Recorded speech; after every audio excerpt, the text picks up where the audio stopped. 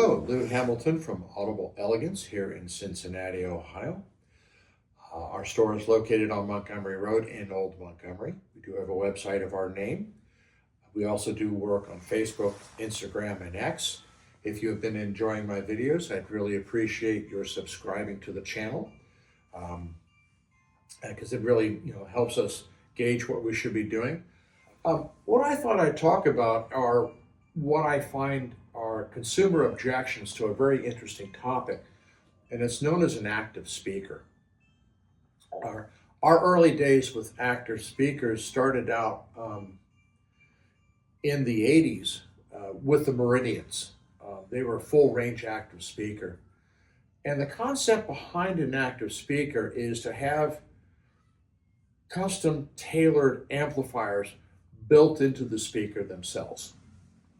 And so the amplifier, they know exactly what the amplifier needs to do. The speaker is receiving what the designer believes is the accurate, correct amplification for it.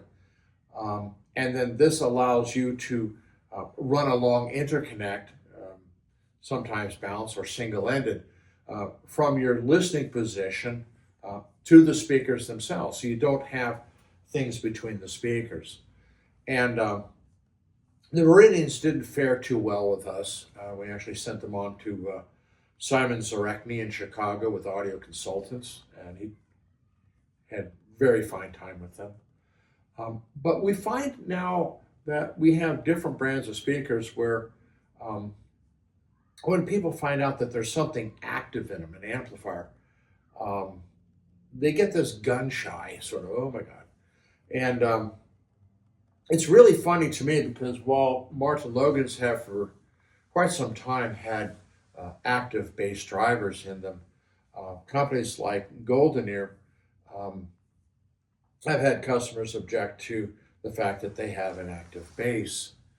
And one of the beauties of having an active bass system is you have the ability to trim the level of output by volume based upon the positioning of the speaker. So there are people who have rooms where they have a corner on one side, but on the other side they don't have a corner, the room extends on. Well, your bass performance between those two positions alone, basically a quarter field versus a half plane or maybe even more, is very different. So you don't get a balance in the bass output between the channels. With the ability to adjust the bass output of the speaker, you're able to compensate for that. And so in many applications, I find the use of an active driver, particularly in the bass, helpful in trying to get a balanced presentation out of any system. Is it essential? No, but it certainly is nice to have when you have less than optimal wall positioning of speakers. And so we have typically very little problems with active speakers. Some people have tried to do it in little tiny speakers.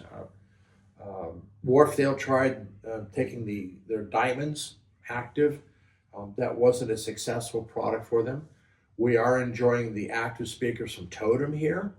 So, if you have an optical cable and you want to improve upon the absolutely miserable sound of the thin TV sets today, optical cable from the TV set into the Totems, bang, you're done. They also can, have you attach other things to it. So you're not getting into having a separate box or an amplifier or anything like that at all. So active speakers have been around for quite some time.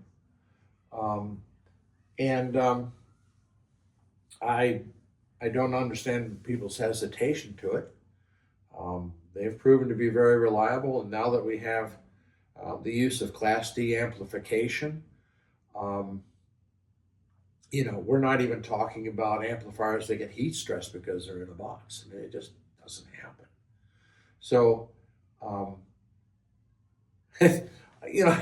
I have to laugh because when we talk about active speakers, the biggest active speaker market that's out there are your subwoofers. they're all active, folks. They have amplifiers in them. So if it's in a speaker that's full range, or if it's just in a box by itself, they're still active. So it's funny where people have these hesitations, but I myself, I like them quite a bit. So thank you very much.